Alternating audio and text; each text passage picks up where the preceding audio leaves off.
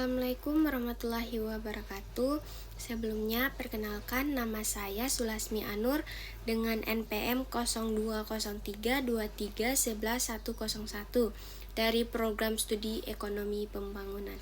Di video kali ini saya akan menjelaskan tentang 3 model penawaran agregat, inflasi pengangguran, dan kurva Phillips, anatomi inflasi dan pengangguran. Dari kurva Phillips ke kurva penawaran. Tujuan saya membuat video ini untuk memenuhi tugas UAS saya. 3 model penawaran agregat. Model penawaran agregat atau AS menggambarkan hubungan antara tingkat harga dan jumlah barang dan jasa yang bersedia diproduksi oleh perusahaan dalam suatu ekonomi. Ada 3 model penawaran agregat utama, yaitu 1. Penawaran agregat klasik. Model ini mengasumsikan bahwa ekonomi beroperasi pada tingkat produksi penuh dan bahwa semua sumber daya digunakan secara efisien. Dalam model ini, penawaran agregat adalah vertikal, menunjukkan bahwa perubahan harga tidak akan mempengaruhi jumlah barang dan jasa yang diproduksi. 2. Penawaran agregat Keynesian. Model ini mengasumsikan bahwa ekonomi mungkin tidak beroperasi pada tingkat produksi penuh dan bahwa ada sumber daya yang menganggur. Dalam model ini, penawaran agregat berbentuk miring ke atas, menunjukkan bahwa peningkatan harga dan menyebabkan peningkatan produksi karena perusahaan bersedia menggunakan lebih banyak sumber daya. 3. Penawaran agregat intermediate. Model ini menggabungkan aspek dari model klasik dan Keynesian pada tingkat harga rendah.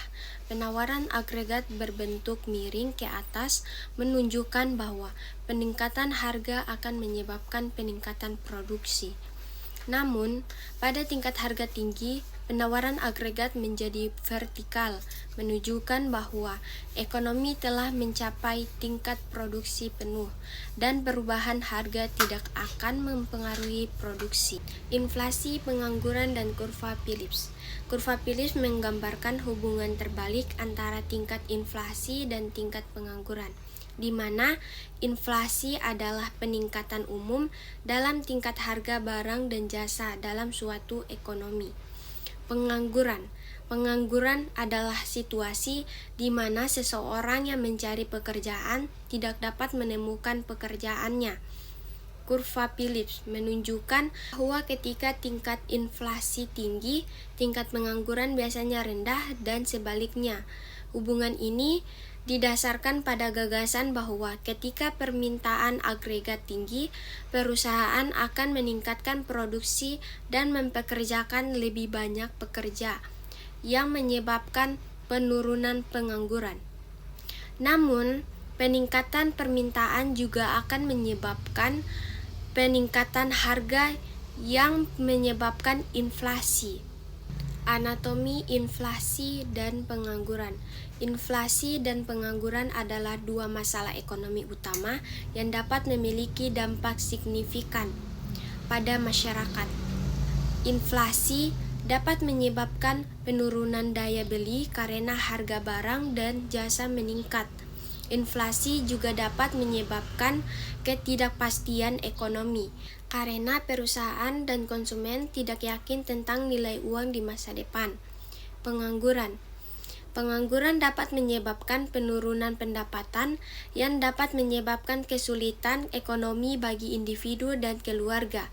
Pengangguran juga dapat menyebabkan penurunan produksi dan pertumbuhan ekonomi.